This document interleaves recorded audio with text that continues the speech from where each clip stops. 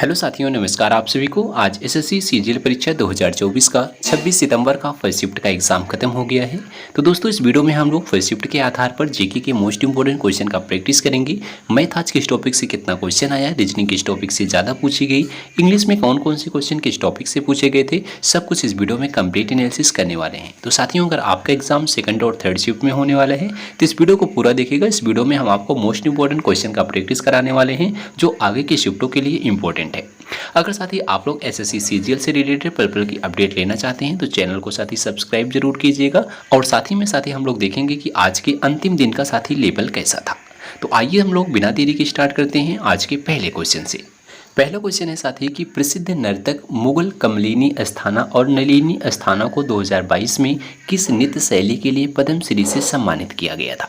तो देखिए साथी, नृत्य शैली से क्वेश्चन हर एक शिफ्ट में आपका 1 से 2 क्वेश्चन देखने को जरूर मिलेगा। किसी का नाम देगा कि इनका संबंध किस नृत्य शैली से है, ऐसा आएगा, या फिर नाम दे करके इनको इस सन में कौन सा अवार्ड मिला था। तो इस टाइप के साथ ही 2 क्वेश्चन आपके एग्जाम में नृत्य से रिलेटेड जरूर पूछे जाएंगे। आप लोग इन सभी क्वेश्चन को जरूर देख के जाइएगा अगर आपका एग्जाम सेकंड और थर्ड शिफ्ट में होने वाला है। तो हम आप लोग को वही क्वेश्चन साथी कराने वाले हैं जिस टाइप का क्वेश्चन साथी पूछा जा रहा है। जैसे किसी टॉपिक से 2 क्वेश्चन आ रहे हैं तो उस टॉपिक के इंपॉर्टेंट क्वेश्चन को हम आपको कराएंगे जो आगे के शिफ्टों के लिए बहुत ही इंपॉर्टेंट होगा।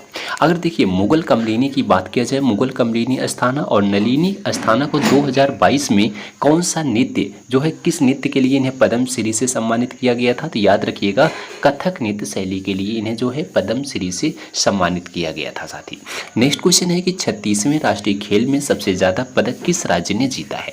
तो देखिए 36वां जो राष्ट्रीय खेल हुआ था उसमें सबसे ज़्यादा पदक किस राज्य ने जीता था साथी, जो है उसमें सबसे ज़्यादा जो है सेना ने जीता था। तो गुजरात में चल रहे 36वें राष्ट्रीय खेलों में सेना जो है 52 स्वर्ण पदक, 33 रजत और 29 कांस्य सहित कुल 114 पदक जीत करके शीर्ष स्थान हासिल किया था। कौन? सेना ने किया था। सेना उसमें प्रथम स्थान पर था। इसमें साथ ही संख्याओं को याद रखना, स्वर्ण पदक कितना था 52, 33 रजत और 29 कांस्य पदक, टोटल 114 पदक थे।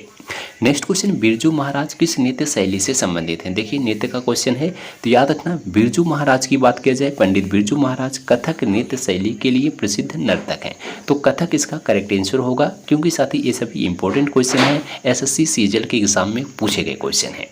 नेक्स्ट क्वेश्चन देखिएगा कि किस कोशिकांग को कोशिका का डाकघर कहा जाता है। तो देखिए बायोलॉजी का क्वेश्चन है, कोशिकांग को कोशिका का डाकघर किसे कहा जाता है। तो याद रखिएगा, गोल्गी उपकरण को कोशिका के डाकघर के रूप में जाना जाता है। यह प्रोटीन की पैकेजिंग, संशोधन और परिवहन के लिए जिम्मेदार होता है। कौन? गोल्गी उपकरण।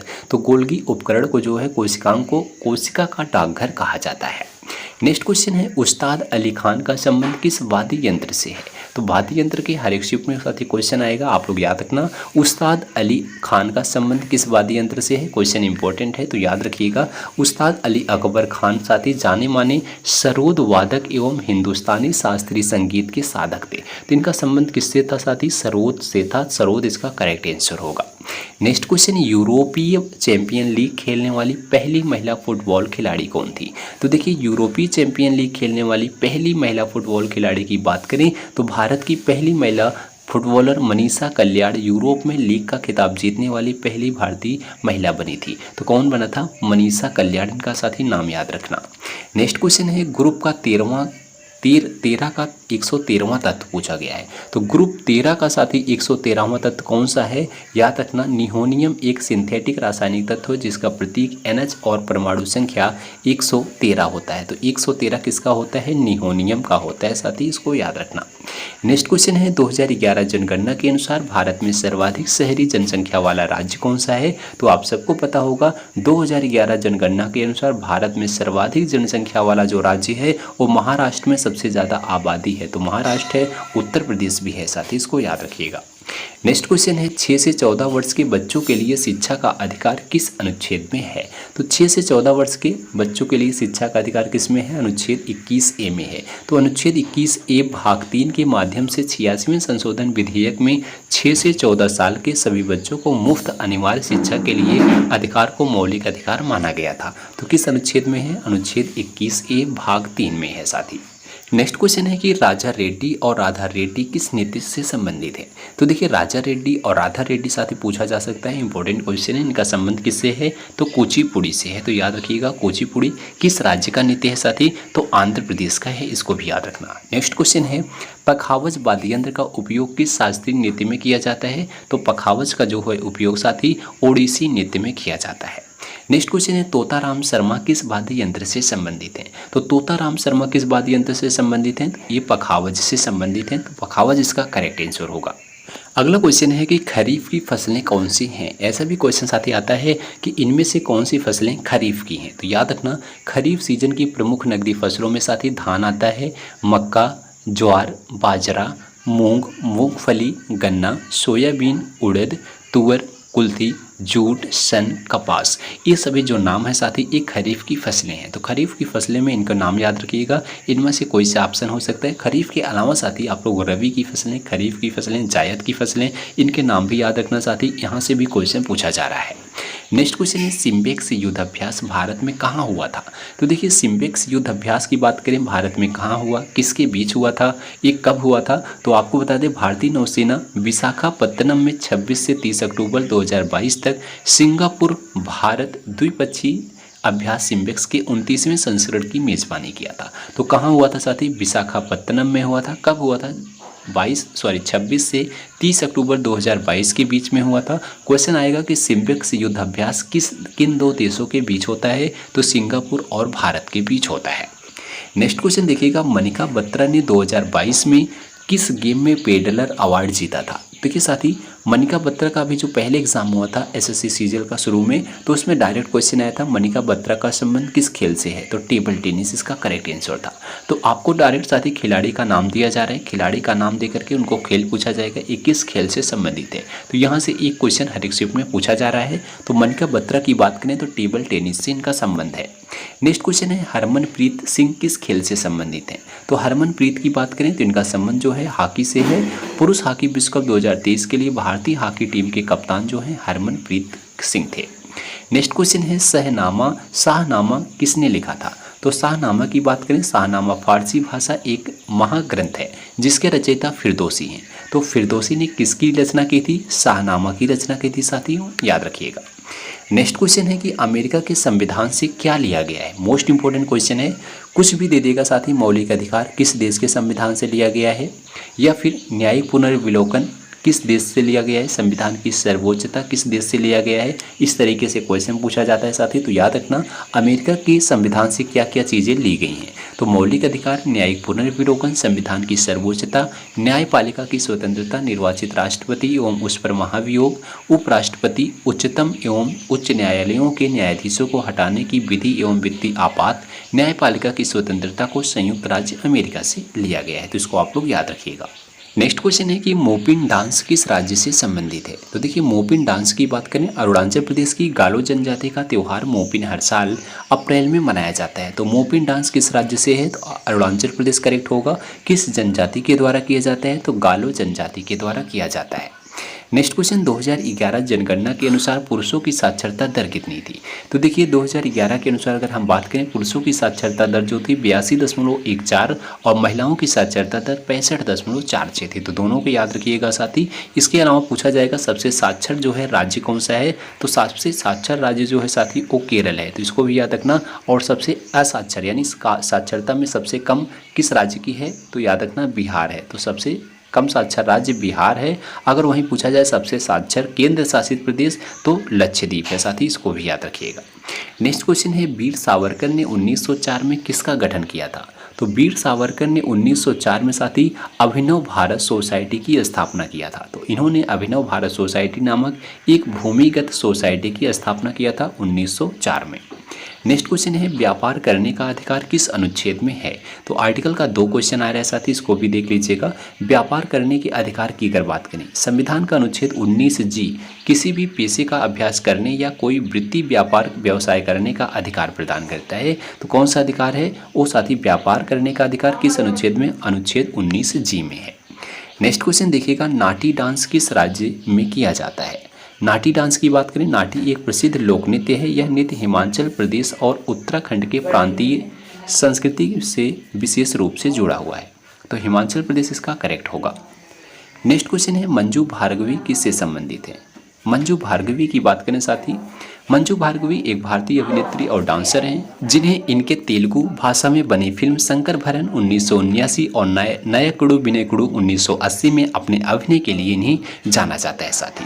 तो ये सभी क्वेश्चन साथी जीके के क्वेश्चन हैं जो एसएससी के एग्जाम में पूछे गए क्वेश्चन थे साथी। हमने आपके लिए मोस्ट इंपोर्टेंट क्वेश्चन का प्रैक्टिस करा रहे हैं साथी। अगर आपका एग्जाम सेकंड शिफ्ट और थर्ड शिफ्ट में होने वाला है तो ये सभी क्वेश्चन साथी एग्जाम के लिए इंपॉर्टेंट होगा। अब आइए हम इंग्लिश और मैथ और रीजनिंग की सब साथी आपको टॉपिक बता देते हैं जहाँ साथी ज़्यादा क्वेश्चन पूछे जा रहे हैं। तो सबसे पहले इंग्लिश सब्जेक्ट की बात कर लेते हैं साथी। इंग्लिश में आपको टॉपिक बता रहे हैं जैसे क्वेश्चन जहाँ से अभी तक ज़्यादा पूछा गया था।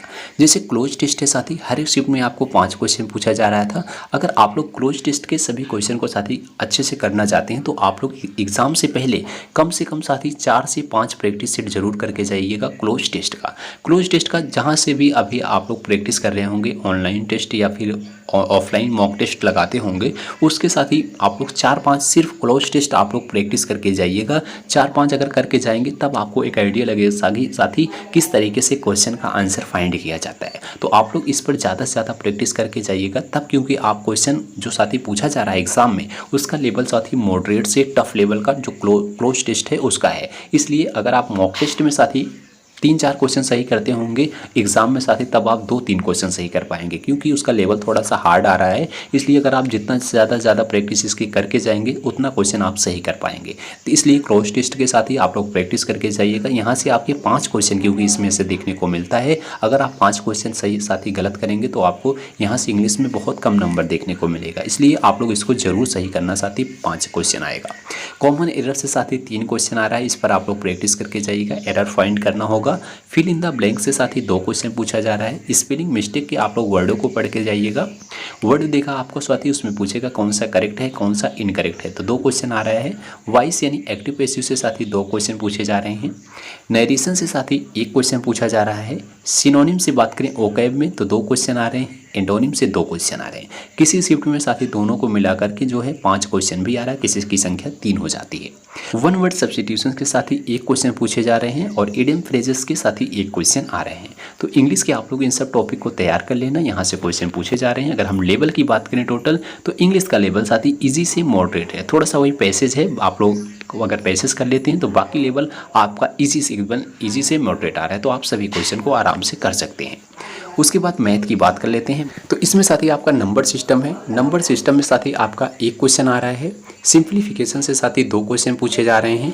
परसेंटेज के साथ ही 1 क्वेश्चन पूछा जा रहा है। प्रॉफिट एंड लॉस से साथ ही 1 से 2 क्वेश्चन आ रहा है। SICI से साथ ही 1 से 2 क्वेश्चन आ रहा है। रेशियो से 1 क्वेश्चन पूछा जा रहा है। उसके बाद SCF और LCM के साथ ही 1 क्वेश्चन आ रहा है। टाइम एंड डिस्टेंस से 1 क्वेश्चन आ रहा है। ट्रिग्नोमेट्री से 2 क्वेश्चन, ज्योमेट्री से 2 क्वेश्चन, अलजेब्रा से 2 क्वेश्चन, मेंसुरेशन से 2 से 3 क्वेश्चन आ रहे हैं। तो आप लोग को ज़्यादा जो प्रैक्टिस साथी करना है वो एडवांस मैथ में साथी है, क्योंकि इसका जो लेवल है वो मॉडरेट से टफ लेवल का साथी पूछा जा रहा है। तो अगर आप साथी इस पर प्रैक्टिस किए होंगे तब इस पर आप टाइम मैनेजमेंट कर पाएंगे साथी, क्योंकि क्वेश्चन थोड़ा सा कैलकुलेटिव पूछे जा रहे हैं। इसलिए इस पर इन टॉपिक पर आप लोग साथी प्रैक्टिस कर लीजिएगा। रीजनिंग की बात करें तो रीजनिंग में साथ ही आपका नंबर सीरीज है, यहाँ से 1 क्वेश्चन पूछा जाएगा। उसके बाद अल्फ़ाबेटिकल जो सीरीज होते हैं उसका भी साथ ही 1 ही क्वेश्चन देखने को मिल रहा है। ब्लड रिलेशन से 2 क्वेश्चन आ रहे हैं। एनालॉजी से 1 क्वेश्चन, डाइस से साथ ही 1 से 2 क्वेश्चन आ रहा है। सिमिलर सेट से 1 क्वेश्चन पूछा जा रहा है। कोडिंग डिकोडिंग से साथ ही आपका 3 क्वेश्चन आ रहा है। मैथमेटिकल ऑपरेशन से साथ ही 2 क्वेश्चन पूछे जा रहे हैं। रैंकिंग के साथ ही 1 क्वेश्चन पूछे जा रहे हैं। सिलॉक्स के 2 क्वेश्चन आ रहे हैं। वर्ड फॉर्मेशन का साथ ही 1 क्वेश्चन। फिगर सीरीज का साथ ही आपका 2 क्वेश्चन आ रहा है। फिगर काउंटिंग के 2 क्वेश्चन। मिरर इमेज के साथ ही 2 क्वेश्चन आ रहे हैं। पेपर कटिंग एंड फोल्डिंग से साथ ही 1 से 2 क्वेश्चन आ रहे हैं। तो रीजनिंग के इन सब टॉपिक को साथ ही आप लोग तैयार कर लीजिएगा, यहाँ से साथ ही क्वेश्चन देखने को मिल रहा है। अगर इसके लेवल की बात करें तो इसका लेवल साथ ही जो है ईजी से जो है मॉडरेट लेवल का जो है रीजनिंग देखने को मिल रही है। अगर आप प्रैक्टिस किए होंगे तो सभी जो है क्वेश्चन को आराम से कर सकते हैं। ओवरऑल साथी लेवल की बात करें तो अगर आपका भी एग्जाम फर्स्ट शिफ्ट में था तो आप लोग अपने लेवल को जरूर लिखिएगा साथी, आज के अंतिम दिन के फर्स्ट शिफ्ट का लेवल कैसा था। तो आज के लिए साथी बस यहीं तक। हमने आपको मोस्ट इंपॉर्टेंट क्वेश्चन का प्रैक्टिस कराया। अगर आप लोग इसी तरह से SSC CGL से रिलेटेड पल की अपडेट लेना चाहते हैं तो चैनल को साथी अभी सब्सक्राइब कीजिएगा। मिलते हैं अगली वीडियो में, तब तक के लिए जय हिंद जय भारत।